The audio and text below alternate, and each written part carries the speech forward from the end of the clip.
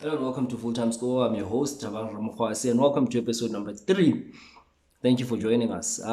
Before we start, I need to send out an apology for what happened last week. I was supposed to do Afcon wrap up episode. This happened, that happened. Couldn't really get it out. So, my sincerest apologies for that. But I'll just mention that congratulations to Senegal for winning the Afcon for the first time, African Cup of Nations, of course, for the first time in their history. It was a big deal for them. They even had a public holiday. Like the day after was declared a public holiday so that the players and the fans could actually celebrate together. And it goes to show what football can do. So congratulations to Senegal, A country with a lot of social issues, as everybody knows, infrastructural problems, this, all the usual effects of colonialism. But credit to where credit is due. They won and they got what they wanted as well. So congratulations to them. Congratulations to Vincent Abubakar finishing with 8 goals, top goal scorer of the tournament. Sadio Mane, player of the tournament. Questions around that. And Edward Mendy, Golden Gloves goalkeeper of the tournament. Congratulations to 3 of those players on an individual level. And that's Afcon for us. Now, today's episode largely will be focusing on local football. It came back actually the weekend, yeah, Afcon. But in it coming back, it was just Nedbank Cup. And then this past weekend, the one that we just came from, we had CAF Champions League, CAF Confederations Cup, Nedbank as well. So we had all of that happening this past weekend. On Monday, Valentine's Day, we also had a result. We had Mamelodi Sundowns against Baroka, a 1-1 draw. We're going to talk about Sundowns in this episode as well. We're going to talk about the CAF Champions League campaign. And we're going to talk about the PSL campaign. Then over the weekend, we had a game. It's at Nedbank, the bigger game, the biggest game for Nedbank, with the biggest result, rather, let me say that. We had Kaizer Chiefs losing again to TS Galaxy 1-0. We're going to talk about that as well. I'm not going to get into the Pirates game too much. I feel they were playing a bunch of nobodies, a team that none of us have ever heard of. And credit to what they did. They beat who they have. You beat what's in front of you. They beat them. They're going on. You're going to play a game at PSL. Good for them. But still, who were those guys? Like, what is that team? Let's get into it. Right, Mamelodi Sundowns, they played against Al Hilal from Sudan on Friday night. Timbazone scored a goal in the first half. They won that match 1-0. There's concerns around the Sundowns level of playing. They haven't played at the high level. Even against Baroka FC, they didn't really hit the levels that they usually hit. They seemed a bit of a team that's a bit floating. Understandable because they've played 4 games in a space since the 4th of February. They played Nedbank. A couple of days later, 7th of February, they played Chippa in the PSL. Friday, the 11th of February, they played against Al Hilal in the CAF Champions League. Monday, the 14th of February, they played against Baroka FC. Now, they haven't really rotated too much of their players yet, even though they have one of the biggest squads and probably the biggest and the most in terms of quality, the most depth in terms of quality rather. They haven't really used the squad and they don't want to rotate as much as yet because I'm sure they want to secure the league title first. They want to make sure Nedbank they're at an advanced stage because they don't want to disrespect these smaller teams. And CAF Champions League, it just kicks off in terms of the group stage. They also want to make sure at least they've got a hand or a foot in the next round, which is going to be difficult because they've got Al Ahly, the third best team in the world according to the recent FIFA Club World Cup. They've got Al Mekera, also from Sudan. Then they've got this team, Al Hilal. So they've got a very tough schedule. They're going to travel a lot towards North Africa a lot. So I'm sure they'll start rotating when that time comes. But again, their levels were not good because they've played 4 games in 10 days. Counted 4 games, 10 days. How good does your recovery have to be? It's hard. I'm sure the physios and the doctors, they work overtime to try and make sure the players are ready constantly. But the coaches as well need to start rotating gradually. And it's always Jekyll and Hyde with, Jekyll and Hyde with rotating because we will say, rotate, man, these players are tired. And then they rotate. And like, why is the coach killing this team? Why is changing this? You get me? So it's always a bit Jekyll and Hyde with that. But I would say that they're going to have to do it gradually. There are certain players that you can see, hey, he's had enough. Pull him out, play him again. Pull him out, play someone else. Because the quality is there at Sundowns. There's good players all over the park. Even in the stands, they've got good players. They need to rotate. Yesterday looked like one of those games. I felt when I watched the Bahoka game, the last 10 minutes, Sundowns were managing the game, which was good. And they were managing it until, for whatever reason, in the last minute, they started conceding lots of fouls. And Bahoka ended up scoring. There's controversies with the key, the ref, all of that. This was said, that was, that's okay. Story for another day. Point is, they managed the game, started losing concentration. They looked very tired and very fatigued. Baroka got the goal. Credit to Baroka. They played quite well actually throughout that game. Second half, they lost control of the match, but they were playing quite well. They were in it for a long time, and Sundowns couldn't finish the move. This is where Sundowns went wrong. And Sundowns scored that second goal. We don't even talk about the result. So with Sundowns, I have to say, I'll keep saying in every video where I have to mention Sundowns. Sundowns' biggest challenge is not winning the PSL. They have been winning it, and they're going to win it for the 5th time in a row. Their biggest challenge is to win the second star. They need to go into uncharted territory for the South African team. We've only had 2 stars in the country, one by Sundowns, one by Pirates. The Sundowns one, apparently, according to people, was controversial. And the Pirates one was one that people thought, well, back then the tournament wasn't well structured. It was probably like a tournament of 3 or 4, 5, 6 teams or whatever. So it wasn't as structured as it is today. Sundowns need to go there and win. It's the same thing Manchester City need to go win a Champions League. Same thing PSG need to do, win Champions League. Same thing as Juventus on a good day need to go do and win Champions League, because you can win your only 20,000 times. If you don't win the Champions League, let's just be honest, no one's really going to take you very seriously. Champions League is where you play the best of the best. It's the best teams of each and every country coming against each other in a very grueling tournament, especially in this continent, considering the distances between the countries, from here to Egypt, from here to, Nigeria, from here to Libya. The distances here are quite huge. They are vast on our continent. It's not like Europe, 45 minutes from one place to another. You get me? The World War II guys benefited from that, by the way, because it was such an easy short travel for them. But my point is, for us, it's the cream deme of the soccer tournament, and Sundowns need to win it. I'm not sure if they'll win it this year. I'm not the most confident guy ever, but they made a good start against Al Hilal. But there's going to have to be a lot of rotation squad-wise, especially when they play Nedbank and League. They're going to have to be a bit smarter and a lot more street-wise, because I think they really struggled with the street-wise mentality of approaching African football. They think they're just going to play, and win.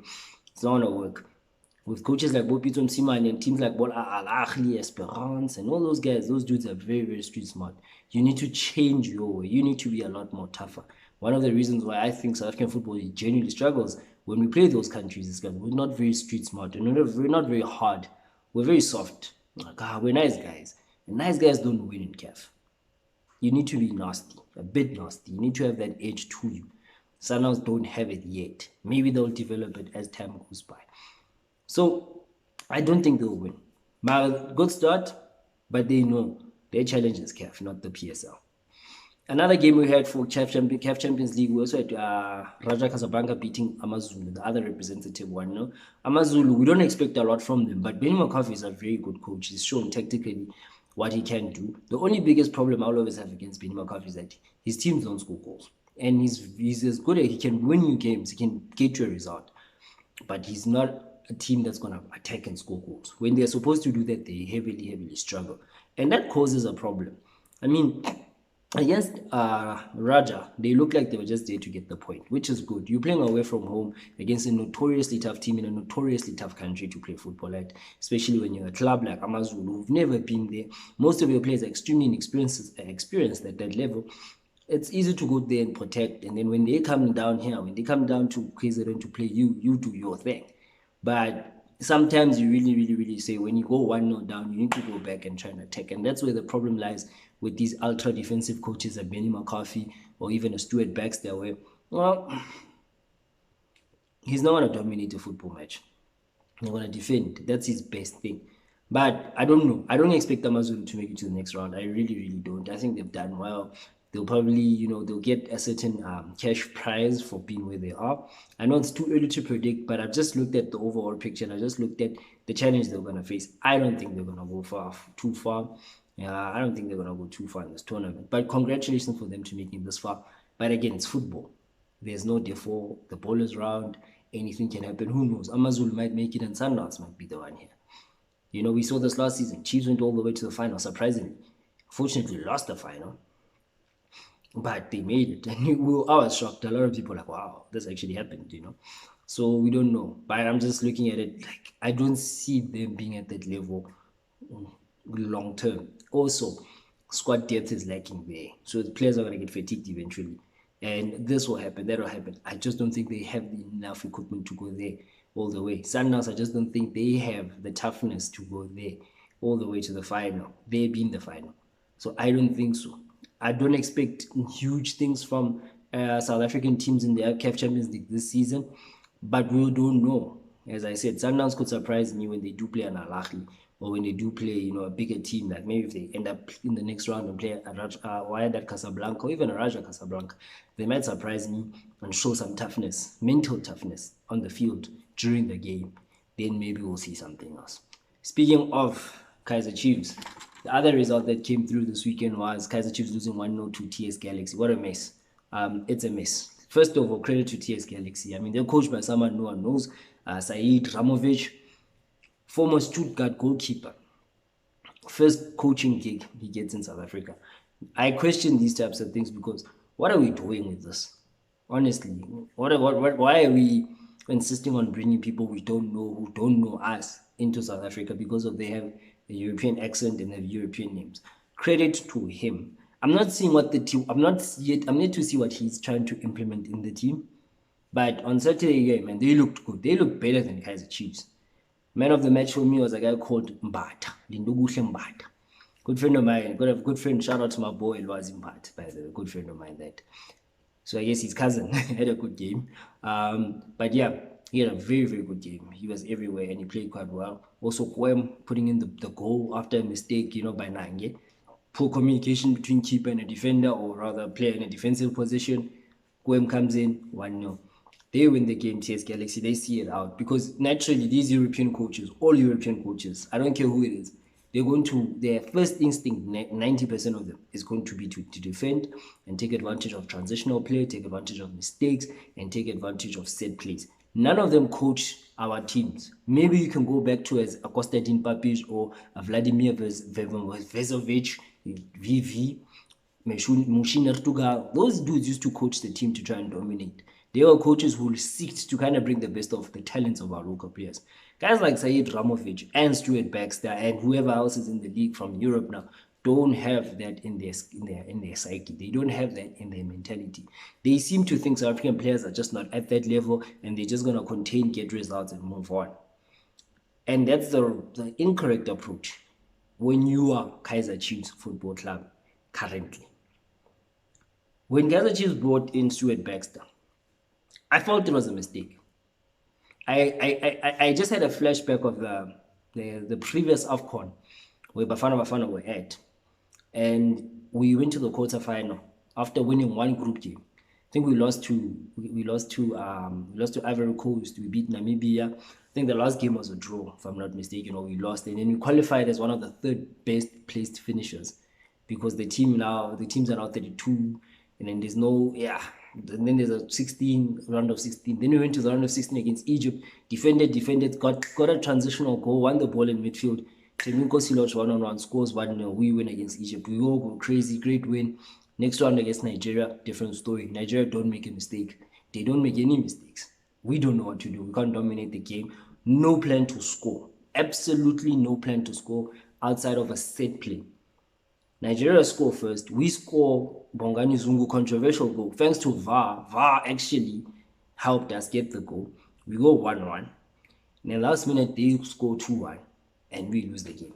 Now, that can happen. My biggest gripe with that was tactics. None of those football games we did not dominate any of those games. 4 games in the tournament, we didn't dominate any of them. And that was under Stuart Baxter's tutelage. Then you bring him back to Chiefs. If you remember when he came in his first game, in his second stint, was against Al Ahly in Casablanca in the CAF Champions League final. Kaizer Chiefs this whole time had one particular plan, which was to defend deep and play on the counter, which was okay because the lack of quality as compared to the opponents they were playing leading up to that point was a problem. And what did Baxter do? He changed the whole thing. Played a 4-3-3, you had Mashian White left, you had Ngobo, the other Machine Ngobo, wide right, and it was a mess. And then we had a red card, and then Al-Ahly just tore them to pieces. Al-Ahly already tore them to pieces before the red card, by the way. It just got elevated when the red card came into play. And I still blame Baxter. Then Chiefs go on to the market last season after the transfer ban. They got in, Austin Dube. They got in Mapuliso. Then they got, Njabulo Ngobo, defender of the year last season. They got KG Sohota. Nange, Cole Alexandra. Then they got, obviously, the biggest signing there, Keegan Dolly, I'd like to believe they got more, but those are the 7 I remember off the top of my head. The biggest mistake they made, again, no striker. I mentioned that to a friend of mine. Where's the striker here?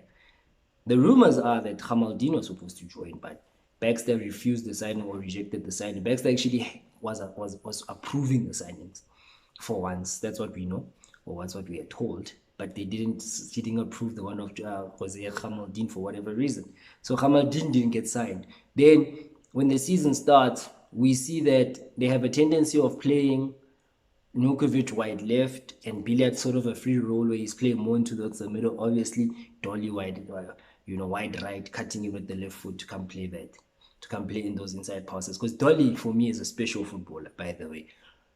And it works and doesn't work. First of all, the idea is we're not conceding goals. But now he's persisting with a back two that doesn't make sense with Cardoso and Mato. He persisted throughout until mid-season. You have Njabulo Ngobo, defender of the season at his previous club, doesn't get game time in defense, gets played in midfield, has a bad game, hooked. You have Mshini Ngobo, one of the best young players at the moment in the country. In my opinion, I actually think he's the best young player we have in the country, in the PSL. There's another guy called Radio Pan, for whatever reason, still playing multi-choice football at Pirates. Another young player, though. But anyway, point is, you have Ngobo, a mercurial talent. But what do we do with him? When you play him, not the right position, doesn't seem to have the necessary freedom when he plays under Baxter. But when he played under Zwane, when Baxter was on a COVID break, it seemed as though someone whispered in his ear, play with freedom. And it doesn't seem like Baxter wants him to do it. It seems like Baxter wants to shackle him and say, play this way, pass this way. I don't want to see this. Probably says to him, don't dribble. And already the guy will probably think, I'm just going to keep it simple. Keeps it simple, doesn't play his natural game, doesn't help the kid. Not even one bit. Baxter's not bringing the best out of those players. And it's not his fault alone. I don't think Baxter is the problem, actually. I just think Baxter's part of the problem. The bigger problem for Kaizer Chiefs has always been management. And I think it applies when I say to Pirates as well, and I say those are two big clubs. In fact, they call themselves giants. But they don't act like big clubs, nor do they act like giants. They've become the Man United of South African football, Kaizer Chiefs particularly. I categorize football clubs in 3 ways. The obvious one being a relegation club. That speaks for itself. Then there's a transitional club. Transitional clubs are your mid-table teams also, but they are teams where a coach or a player away from going to become a championship team. Kaizer Chiefs, for me, are a coach and a few players away from going into that bracket where they can consistently challenge Sundowns again. And I think the current coach is not that coach. I think they need a coach who's going to, first of all, play an attacking style of football because they've got good attacking players. They still got Billiard. I still think there's something there. Obviously, Dolly goes without saying. I've mentioned Young Ngobo, Mshini, good player. I think he can be someone who can be a catalyst to get Kaizer Chiefs back because he's the type of player that Kaizer Chiefs always had. You can go back, Thabo Moki, Thabang Lebese, Dr. Khumalo. Then you can come off, obviously, to a newer age of Jabu Pule. He's that type of player. That type of player they've always had. But now he's playing for coaches or a coach that does not believe in him. He's in danger of becoming another Pule Hendrik XT, One of those dudes with all this talent, but no one ever really sees it because he only comes on once every blue moon. And I'm like, what's this guy? We know he's a great player, but he's in danger of becoming that, especially if Stuart Baxter stays more than 3 years there. He's going to become a Pule Hendrik XT. No disrespect to Pule Hendrik Ekstein, great football player, decent dude, but he never really reached the heights of his career because he never had a coach who understood him. And that's the danger with Umshini Ngqo. He's got a decent midfield as well. I think Koi Alexandra and Nangi are very decent players. He needs to sort out the back line for me. I still think Jabulo Blom is more a midfielder than a right back. Great player, but I'd prefer him in midfield. Can play Frosla, get 2 new central defenders and give them time. Goalkeeping issue, stick with Kune until he makes another mistake. If he makes mistakes, then get him off. He looks okay, Kune now. Looked good in the Compact Cup. Get him back in there. Kune number 1 for me, Bruce Vuma number 2. I think that's the future. Bruce Vuma. I think he showed in the last year's CAF Champions League that he's the future. But my point is, they are a coach away and a striker away and probably an attacking midfielder away from reaching that level. You can't rely on Kama Billiard and Keegan Dolly to carry a club the whole season. It's showing itself. I mean, on Saturday, Dolly was marked. He was double marked. Billiard had no space to work with. And they could not create a chance. It's like, they could not even light a fire under fire. That's how bad it was on Saturday to watch. It was almost a joke. Big clubs make big decisions. When last did Kaizer Chiefs compete with Sundowns to get a player? Sundowns have all the money, but Kaizer Chiefs are the brand. So Kaizer Chiefs were better and more efficient with signing players. They would have never struggled to sign Emokweni and Mbuli, because every time, all the best players in the country, first and foremost, are linked to Kaizer Chiefs. You can go through them. Sbuzi Vilagazini is Pomp. He was one of them. Kama Billiard, before he went to Sundowns, when he was at Ajax. All of these players, they're always linked to Chiefs, but they never sign. And after they sign for Sundowns, usually they sign for Sundowns, you will hear the agents come out and say, these guys, Chiefs never approached us.